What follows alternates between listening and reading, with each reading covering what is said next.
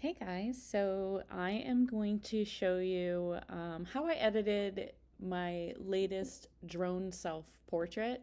I do owe everybody a behind the scenes of creating them, but that means I need someone else with me, and I'm usually alone. So I'll work on that. I promise. I'll make a friend and bring them along to my backyard.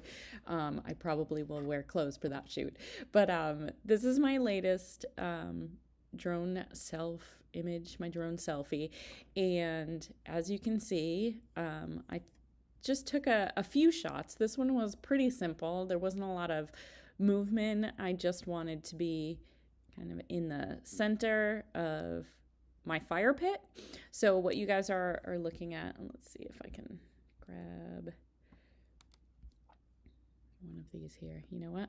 Let's grab one of the ones I used. So this is the image I actually used as my base image to create my final product. And I'm just lying in the middle of my just fire pit in a big pile of muddy soot.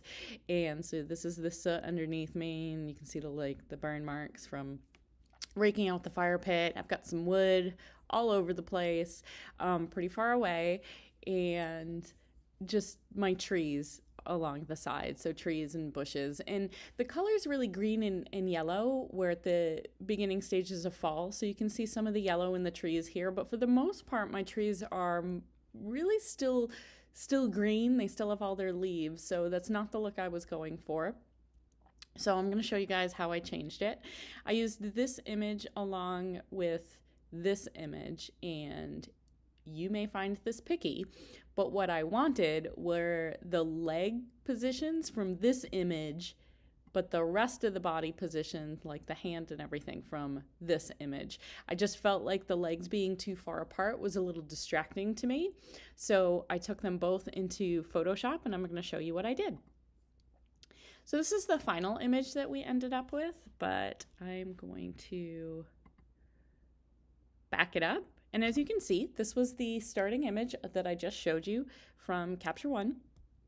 And I decided I was going to do a couple of things. This is already cropped, so I cropped it in square. I thought for this particular composite, that square was going to work best because I was going to make a circle, basically a nest, a womb, whatever you guys see.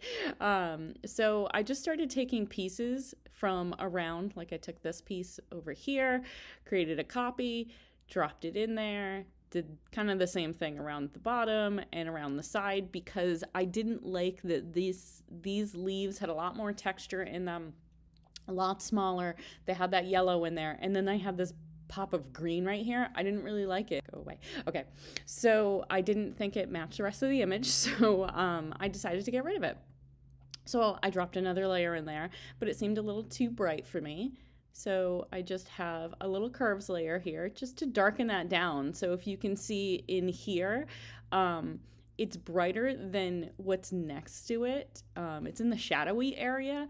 That didn't look right to me either. So I just took a curve, and I'll show you, just took a curve, and I took the highlights down on the curve. Very subtle, not meant to be anything big, but I just wanted it to blend in a little bit better with this side of the image. Then I worked on my legs. So if you can see my legs here, will get me dancing. So I added in the legs from the other picture.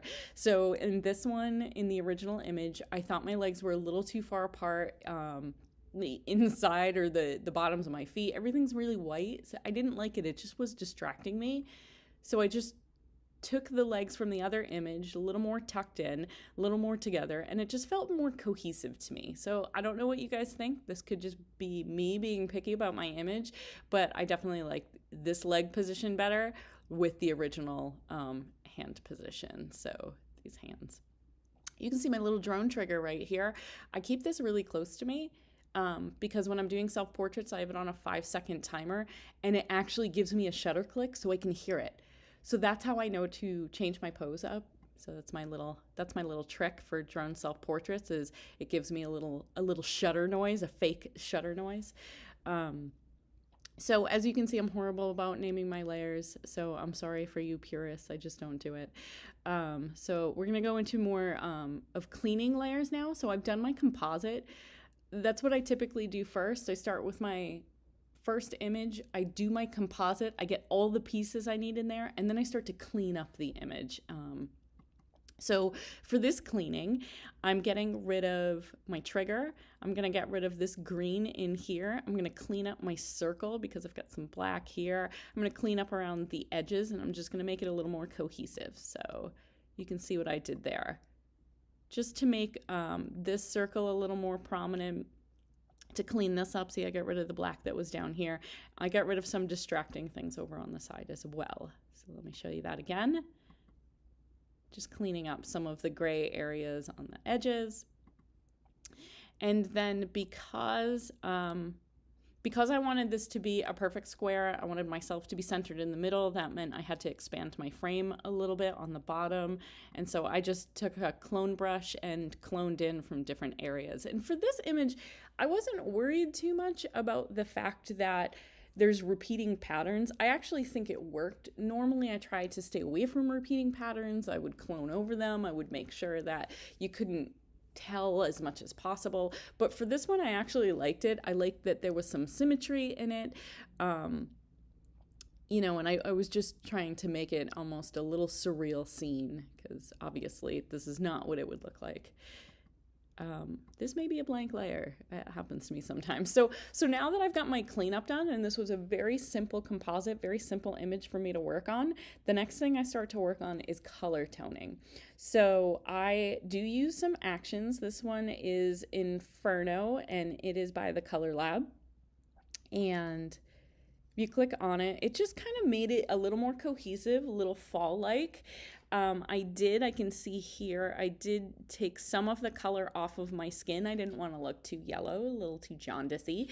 But I really like that it took it from a cooler tone, because it's a cooler time of year, and it made it a little bit warmer and a little more cohesive. It tied all of those yellows in together, because when you're looking at the greens on your lawn and in the trees, a lot of it is actually yellow. But I didn't want yellow. So this is what I did. I really liked this look to start it out, but I realized I really wanted to build from here. So the next thing that I did is I played with hue saturation sliders, and I really started, and I'll show you what I did. I really went into my yellows, and I brought the yellows way down, right? So this is what they were. And I brought them down to -52 is what it was. So I really wanted this to have a fall feeling, and fall to me is not just yellows. It's really those bright oranges and reds and the really warm, you're snuggled in feeling. So I started with that. I brought my yellows down, and I think I also adjusted my greens too, right? Because if we bring this back up to 0, you still get a lot of green in there, and that looks cool. That's a cool look, but not what I was going for. So I think we're at here.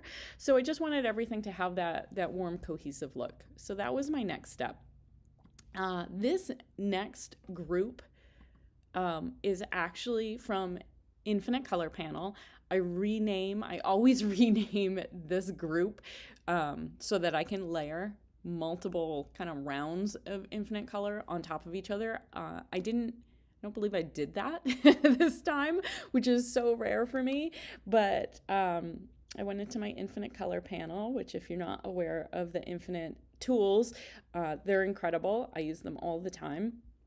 So I went in, and it generated this amazing color for me, and I went, oh my gosh, that's it. That's what I'm looking for. So I've got my coloring. But one thing that I didn't do, and sometimes I do it before color toning, sometimes I do it after, I don't really have a good process for it, is my lighting. So when I'm shooting drone portraits, I'm at the mercy of the sun, right? I don't have, and I'm sure there's a way I could do it. I could do constant lights, things like that, but right now I'm not lighting them with any artificial light. So this was a very overcast day. It was about 5 p.m. So it was Later in the day, the sun was really low over here behind the trees. So there wasn't any direct sunlight hitting me, which is nice because I have kind of a blank slate to work with. So I needed to jazz up what this is going to look like. So I add in curves layers, and I'll show you how I do this just to give me some light where I want it to be. And again, this one's very simple, center composition. So the first thing I did is just very gently brightened myself up in the center, and my 2 center rings. The next thing I did is I brightened the larger ring, and I'm doing these separately so that I can change the opacity. This one's only at 77%, this one's at 100%, but they're also at different length is not the word, but they're at different levels of, oh my goodness, brightness, I guess. It's early, guys. I don't have words yet. So I definitely brightened the center ring much more than the outer ring. And this is very purposeful because I want to draw you into the center of this frame. The next thing I did, obviously, is darken down very gently the edges. It's almost creating my own vignette. And the way that I'm doing this is stolen from the wonderful Brooke Shaden, who gave this trick, is I just make a selection, feather it, and create a curves layer. And what that does, what I just popped it in down here, I haven't adjusted anything yet. You can see there's no adjustment there, but it already made a feathered selection for me. So now I can do whatever I need to do with this area and then adjust it as I want to. I could even play with the color if I wanted to play in the channels in here. So that's all I'm doing to just create my artificial lighting and where I want it to be. And so you can see just how that made a huge impact, just that right there.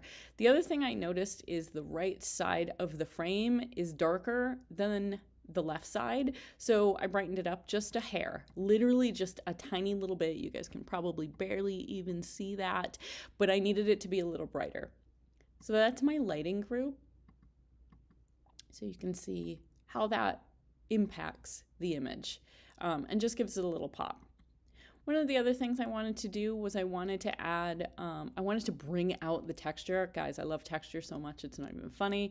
So I just have a high pass filter on here, and that kind of brought all this texture, it just brought it all out. But again, what I'm noticing is the leaves over here are much softer than they are over here. So I did one more just to get some texture on the right side to match the left side. So that's all I did here. These are just high pass filters set to hard light and at varying opacities, right? So this one on the overall image is very low. It's only at 32%. And then I needed to really brighten up, really bring out the texture on the right side. So that one's a lot higher at 94.